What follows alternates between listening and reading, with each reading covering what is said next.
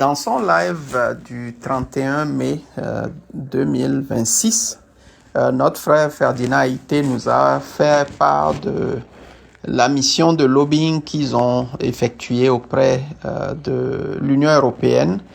Et dans ce message, en fait, je voudrais apporter ma réponse à ce qu'il a dit à la fin du live, en interpellant ceux qui sont intéressés à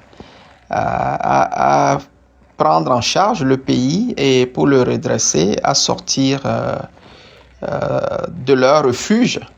Je voudrais lui répondre dans cet audio, mais pour ne pas faire ça trop long, je vais lui répondre au moins sur 2 ou 3 audios.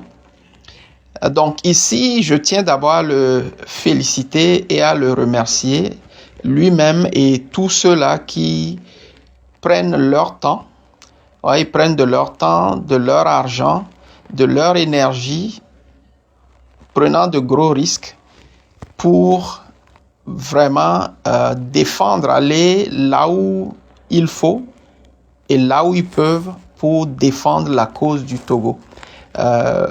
Il faut vraiment reconnaître le travail titanesque qu'ils font en amont et en aval, c'est-à-dire avant et après et même pendant ces missions-là, ces tournées-là. Personne ne les a mandatés. Ils ont pris l'initiative par eux-mêmes parce que c'est la bonne chose à faire pour que ces institutions-là aient une meilleure idée, ou pour ne pas dire une idée plus équilibrée des réalités du terrain, des réalités du pays, ce que les gens en fait endurent comme difficulté, comme souffrance dans le pays, contrairement à ce que la diplomatie togolaise distille habilement comme message, comme narratif selon lequel que tout va bien au Togo et tout va mieux au Togo sous Monsieur Faure. Nous voyons quand même le contraire et nous voyons que c'est en réalité des contre-vérités. Donc, il est très, très, très important que tous les Togolais reconnaissions le sacrifice pas seulement de notre frère Ferdinand Haïté, mais aussi de quelqu'un comme Aziz Goma, de Fleur Line et tous les autres qui ont fait partie de cette délégation-là, tous ceux qui les ont soutenus, il faut les remercier. On ne peut pas les remercier assez parce que, par exemple, quelqu'un comme Aziz Goma, il aurait pu, après sa sortie de prison, ne plus jamais vouloir se mêler de ce qui se passe dans le pays, mais malgré qu'il a été suffisamment torturé et il doit être atteint. Il est atteint physiquement, ça on le voit.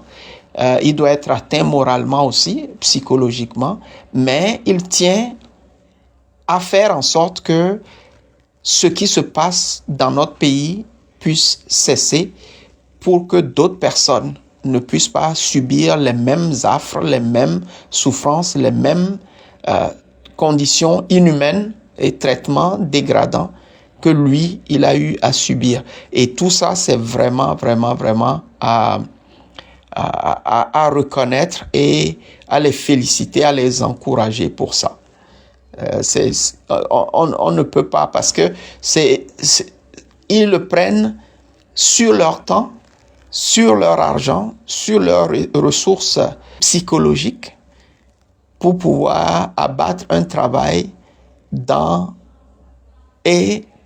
le nom et pour le compte du peuple togolais. D'accord? Donc, c'est un travail qu'il faut encourager, qu'il faut soutenir. Maintenant, cela étant dit, j'aimerais rebondir sur l'appel, le vibrant appel que notre frère Ferdinand Haïté a lancé à l'endroit de tous ceux-là qui pensent qu'ils sont une alternative à Monsieur Faure.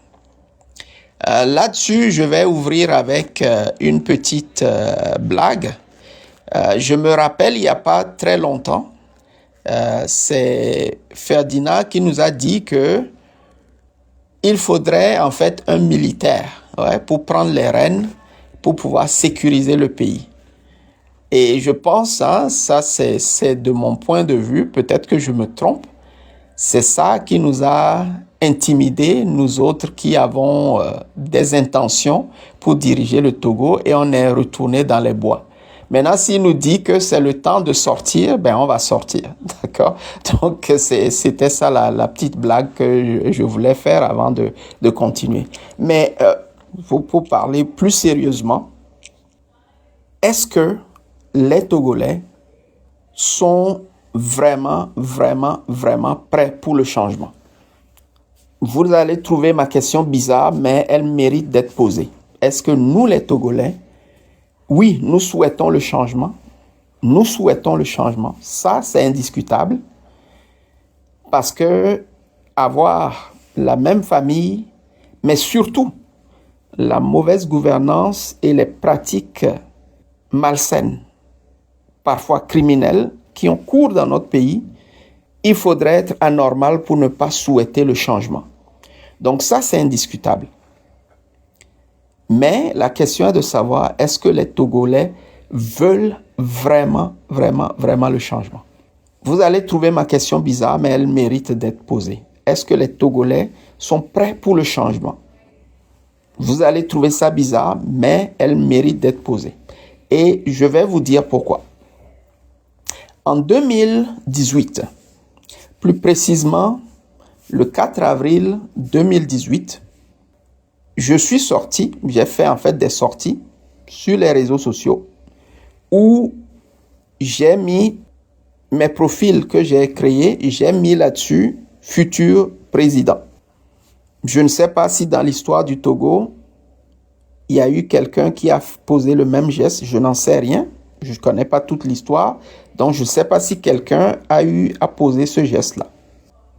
Par après, j'ai lancé une pétition à l'endroit de l'Assemblée nationale où j'ai demandé à ce que l'Assemblée nationale puisse destituer M. Faure. Pourquoi? Parce que en lisant la Constitution de 1992, j'ai remarqué qu'il y a au moins la moitié des dispositions constitutionnelles qui ont été violées, malgré qu'il ait prêté serment de respecter et de défendre la Constitution. Donc, sur cette base-là déjà, l'Assemblée nationale, si elle est une institution sérieuse, pouvait voter une motion de destitution. Puisque la Haute Cour de justice, qui selon la Constitution est habilitée à faire cela, n'existe tout simplement pas dans notre pays. Et j'ai demandé aux gens de signer ça, cette pétition-là. La réaction qui s'en est suivie a été très, très, très, très révélatrice pour moi. C'est que les gens m'ont reproché d'avoir écrit futur président. Il y a eu, vraiment, ça a été un tollé. J'ai publié la pétition, j'ai mis le lien de mon site en bas, sous mon nom, pour que les gens sachent qui est l'initiateur de cette pétition-là, pour que les gens sachent qui les invite à agir de la sorte, parce que je suis conscient qu'il y a beaucoup de Togolais qui ne me connaissent pas. Mais ça a été, je l'ai fait, je suis allé me coucher. Le lendemain matin, vers 6h, 6h30, quand je suis retourné sur l'une des plateformes, mais j'ai vu que toute la nuit, ça a été un lynchage, un lynchage pas possible. Et je me rappelle, il y avait principalement 2 personnes seulement qui ont pris ma défense en disant, mais tiens, si nous voulons le changement, c'est que n'importe quel Togolais devrait pouvoir dire qu'il veut devenir président de la République et se proposer donc comme une alternative à M. Faure, à se présenter comme une alternative à la famille Gnassingbé. Et la 3e personne qui l'a fait, mais de façon indirecte, c'est notre frère Ferdinand Haïté qui a pris la parole ouvertement. Il n'a pas mentionné mon nom, mais qui a dit que c'est tout à fait sain pour un Togolais de dire « Moi, j'ai l'ambition de devenir président de la République ». Donc, il y a eu 3 personnes qui, de façon ouverte, ont dit que c'était tout à fait légitime comme ambition et qu'il fallait ouvertement le dire. Donc, si aujourd'hui, il vient nous demander de nous manifester, il est dans la même logique où il a toujours été, où il a toujours encouragé ceux qui ont une ambition de diriger notre pays, de pouvoir se manifester. Et je dois le remercier pour cela, parce que ce que j'ai vu comme réaction, c'est comme si finalement, nous voulons le changement, ou nous souhaitons le changement, mais nous ne voulons pas que des gens puissent se prononcer pour dire, ben tiens, moi j'ai l'ambition de pouvoir contribuer à ce changement-là.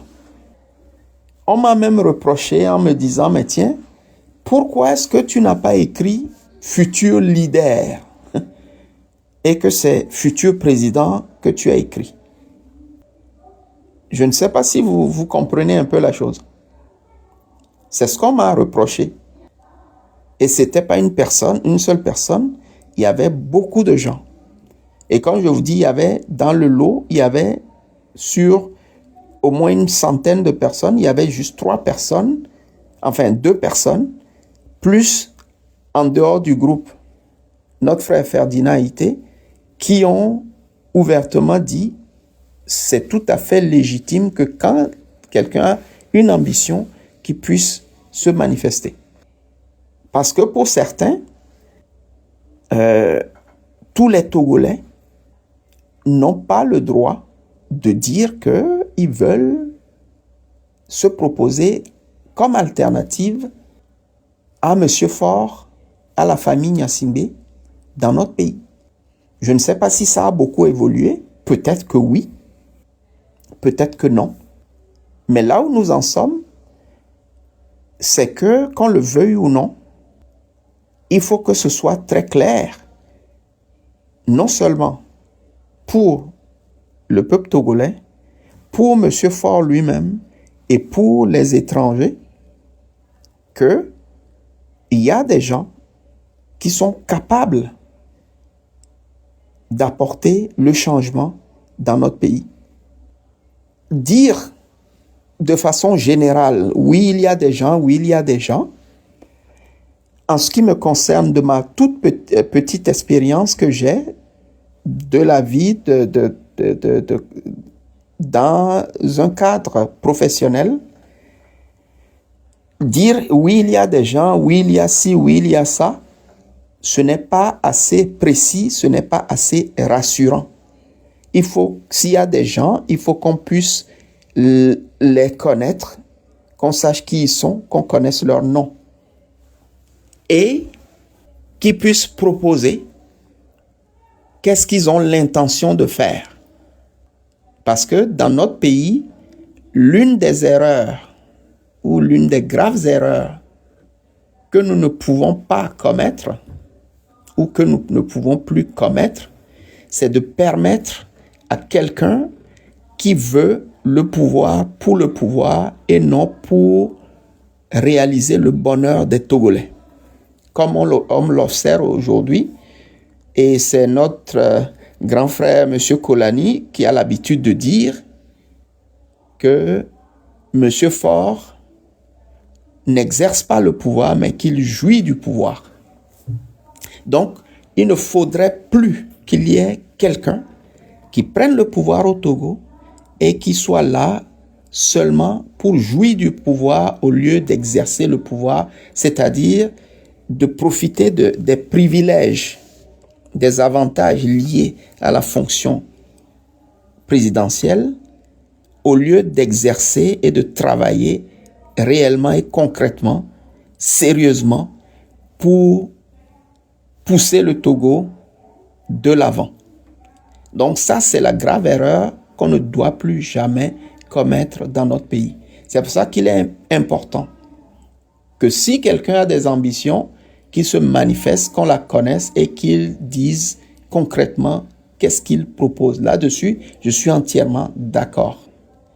Maintenant, si je veux revenir à l'option militaire dont il a été question il y a de cela quelques mois, où j'ai appris que on rechercherait un profil dans l'armée comme Ibrahim Traoré au Burkina Faso, le président Ibrahim Traoré. Mais ce que nous devons savoir, c'est que le président Ibrahim Traoré d'aujourd'hui, il a été nourri au biberon idéologique d'un certain Thomas Sankara. Pour moi, quand je vois la façon dont il agit, c'est un Thomas Sankara bis. Voilà. Donc, est-ce qu'il y a quelqu'un dans notre armée qui incarne une idéologie autre que celle qu'on a vue jusqu'à présent dans notre pays?